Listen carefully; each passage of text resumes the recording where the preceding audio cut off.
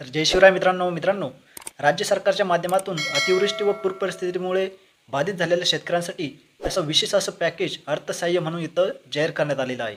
मित्रांनो, या पूर परिस्थितीमुळे बाधित झालेल्या शेतकऱ्यांसाठी हेक्टरी 8,500 रुपयाचे अनुदान इथं देण्यात येतील असे इथं सांगण्यात आलेले आहे. त्यासोबतच रब्बी हंगाम 2025 करिता खते बियाणे खरेदी करण्यासाठी 10,000 रुपये प्रति हेक्टर असे अनुदान देण्याचे इथं सांगण्यात आलेलं आहे. हे 8,500 रुपये हे NDRFच्या माध्यमातून दिले जाणार आणि जे 10,000 रुपये आहे तर ते 10,000 रुपये रब्बी हंगामाच्या खते बियाण्यासाठी दिले जाणार आहे, जे की निकषावरती चेक करून कृषी विभागाच्या माध्यमातून दिले जातील. आणि याच्याचबद्दल शेतकऱ्यांच्या मनामध्ये एक संभ्रम निर्माण झालेला आहे, तर तो म्हणजे तर हे अनुदान कशा प्रकारे मिळणार आहे. मित्रांनो, ज्या शेतकऱ्यांचे फार्मर ID हे जनरेट झालेले आहेत, तर या फार्मर ID असलेल्या शेतकऱ्यांची विशेष यादी तयार करून या शेतकऱ्यांना निविष्ट अनुदान म्हणून 10,000 रुपये प्रति हेक्टर हे अनुदान इथं तात्काळमध्ये इथं दिले जाणार आहे. तर याबद्दल शेतकऱ्यांच्या मनामध्ये एक प्रश्न निर्माण झालेला आहे की यासाठी कशा प्रकारची KYC करावं लागेल, कोणकोणत्या प्रकारचे कागदपत्रे तिथे लागणार आहेत.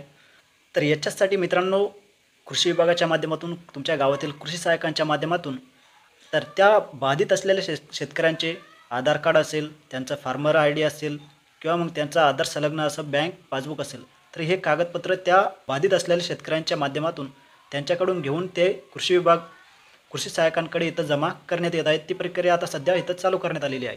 तर मित्रांनो, ह्या कागदपत्रांच्या माध्यमातून ह्या सर्व डॉक्युमेंटच्या माध्यमातून हे डॉक्युमेंट जमा करून झाल्यानंतर या डॉक्युमेंटची पडताळणी केली जाईल, या शेतकऱ्यांची माहिती एकत्रित केली जाईल. तुमचं आधार तुमच्या फार्मर IDशी लिंक असणं गरजेचं आहे आणि तुमचं आधार तुमच्या बँक अकाउंटशी लिंक असणं गरजेचं आहे.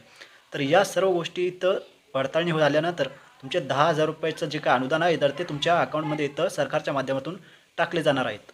आणि याच पडताळणीसाठी कृषी सहाय्यकांच्या माध्यमातून असेल, कृषी विभागाच्या माध्यमातून असेल किंवा कृषी मित्रांच्या माध्यमातून असेल, तर या कागदपत्रे इथं जमा करण्यात येत आहे. जर तुम्हाला त्याबाबतची माहिती नसेल तर तुमच्या गावातील कृषी सहाय्यकाशी भेट घ्या, त्यांच्याशी माहिती विचारून घ्या. त्यांना पूर्वी काय कृषी सहाय्यक काय सर्व गोष्टी त्यांना इथं विचारून घ्या. किंवा मग तुमच्या गावाचा कृषी सहाय्यक नसेल तर तुम्ही तालुक्याच्या ठिकाणी कृषी विभागाशी संपर्क साधा. तिथे जाऊन तुमचं जे काही सर्व डिटेल्स घ्या.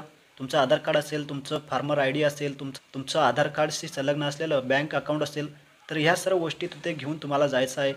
तुम्ही अगोदर डॉक्युमेंट दिलेलं असेल तर अतिउत्तम, आणि नसेल दिलं तर लवकरात लवकर जाऊन ते तिथं जमा करून घ्या, जेणेकरून येणारं 10,000 रुपयाचं अनुदान तुम्हाला मिळण्यास इथं मदत होईल. आणि मित्रांनो, याच्यासोबतच जे काय दुसरं अनुदान आहे 8,500 रुपये प्रति 3 हेक्टर, तर हे अनुदान देखील इथं मिळणार आहेत. मदत व पुनर्वसन या विभागाच्या अंतर्गत हे अनुदान इथं वाटप केलं जाणार आहे. आणि हा निधी वाटप करण्यासाठी देखील इथं निधीची उपलब्धता करण्यात येणार आहेत. सध्या तरी याची जी काय निधीची उपलब्धता आहे तर ती अजून काही करण्यात आलेलं नाही आहे. आणि जसे हे अनुदान जेव्हा इथं उपलब्ध करण्यात येईल, तेही अनुदान शेतकऱ्यांच्या खात्यांवरती, ज्या त्या लाभार्थ्याच्या खात्यावरती हे अनुदान आधार संलग्न असलेल्या बँक अकाउंटवरती ते इथं DBT प्रणालीद्वारे वितरित करण्यात येईल. मित्रांनो, अशाच नवनवीन अपडेट्स आपण इथं घेऊन येत असतो आणि ह्या सर्व नवीन अपडेट्स तुमच्यापर्यंत आणण्याचं काम आपण इथं करत असतो. त्यासाठी तुम्ही चॅनलला सबस्क्राईब करा. खाली दिलेलं जे का पांढऱ्या कलरचं बटन आहे त्यावरती तुम्ही क्लिक करायचं आहे, जेणेकरून वेळोवेळी नवीन माहिती तुमच्यापर्यंत येत राहील. धन्यवाद.